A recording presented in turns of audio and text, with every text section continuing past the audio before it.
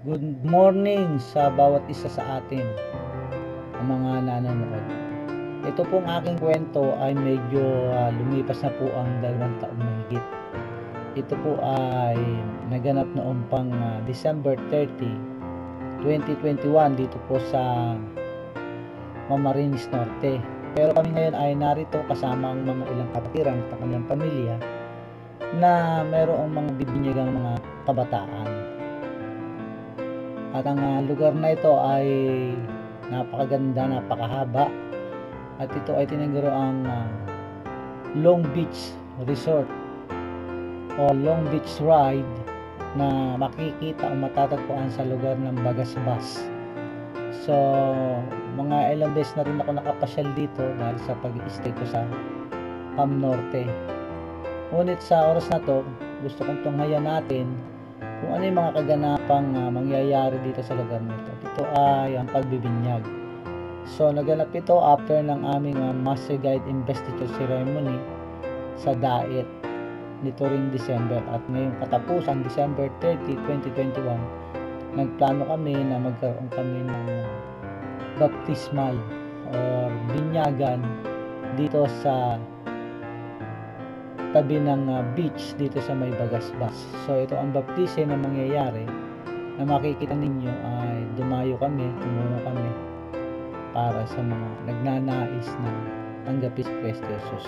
Ngayon sa oras na ito ay merong mga papaplano na kung saan narito yung mga bibinyagan o kabataan, mga 4 sila sa pangunguna ng ating pastor na district na si Pastor Anisito A. Akain Jr. or Pastor June o Pastor Akain kung siya tawagin. At sa ngayon ay narito siya sa beach upang magbinyag. At pinakita natin sa video ito na maganda ang dagat, maganda ang alon dito sa may kahabaan ng Long Beach dito sa Bagasbas. So ngayon ay may makikita tayong iba't ibang mga parte ng aking mga shots. Medyo mabagal siya pero kasi ang camera ito ay hindi sa aking galing, kundi doon sa cellphone ng ating buting pastor na lumang cellphone na napakabagal ng takbo ng image ng camera niya, kaya ganito. Pero ayokong hindi i-download o i-upload kasi sayang naman ang activity na ito na ginawa namin dito sa Long Beach Resort. So ngayon ay maraming mga pangyayari dito na kasiyahan, nagkaroon ng awitan, pagpuri at pananalangin at pasasalamat. At dito makikita natin ang mga supportive na mga leaders, mga mahal nila sa buhay, mga family nila na talagang nag-i-enjoy sila sa ginagawa namin pagbibinyag. At first time nila ito na dito ginawa yung pagbibinyag, kasi mostly sa church or sa swimming pool, pero napili ng mga kabataan na dito daw gawin ang paglilingkod or ang pagbibinyag sa bahagi ng lugar nito. So itong Long Beach Resort na to ay medyo nililinis pa ng konti sapagkat yung mga dumi galing sa dagat ay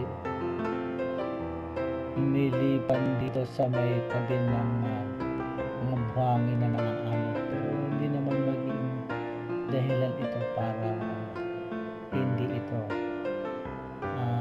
makita ng mga kapatid. So tingnan natin kung ano yung mga iba pang kaganapan na mangyayari dito. Kasi after nito ay namasyal kami, kumain kami sa malapit dito sa lugar ng Bagasbas. So family ni Sir Malunggayon ang mapapansin natin dito, mga nabinyagan yung kanyang mga anak at pamangkin. So kay Engineer Malunggayon, congratulations sa iyo, sa iyong mga family, no? Si Sir Gomer, ito ang iyong alaala na ang mga anak mo ay nabinyagan dito sa Bagasbas taong December 30, 2021. At hindi ko rin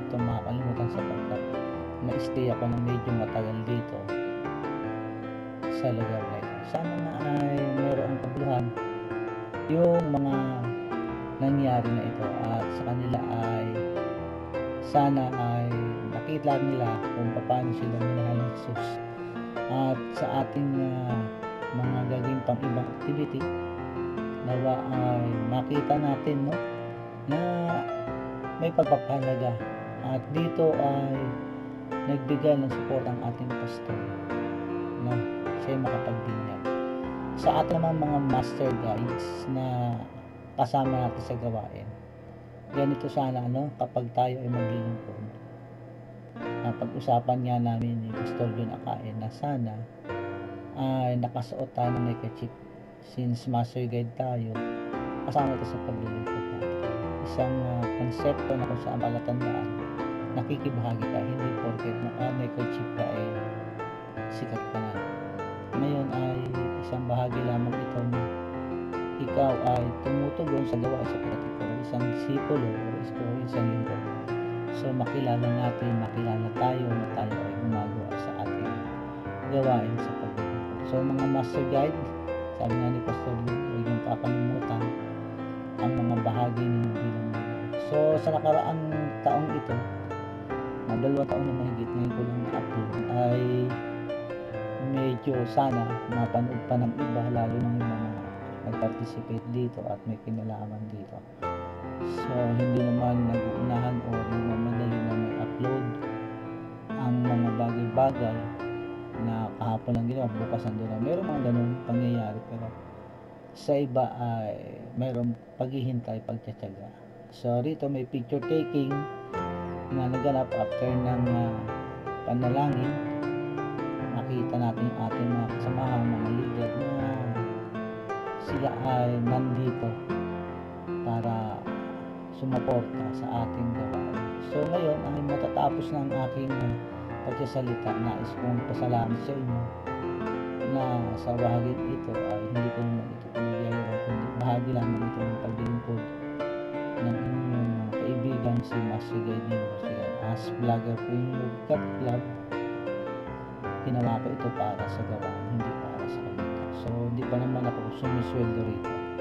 So ito po ang inyong vlogger Nilo from Yugat Club, nagsasabi parating sana nasa mabuti kayong kalagayan at mapayapa ang inyong ginagawa. So peace to all of you mga kapatid. So hanggang dito na lamang, at nawa inyo itong subscribe, likes and share sa mga friends ninyo, at nga naman sa iba na sana manatili kayo sa mga bagay na ito. So ito ang inyong kaibigan si Brother Nilo o Master Guide Nilo Marasigan, kasama ang inyong pastor na si Pastor Anisito A. Akain Jr. o Pastor Akain, na siyang district pastor dito sa Cam Norte. At sa pagtatapos na ito, sinasabi namin sa inyo, muli salamat at peace to all of you and to everyone. So good luck. This is your vlogger Nilo from Yugat Club.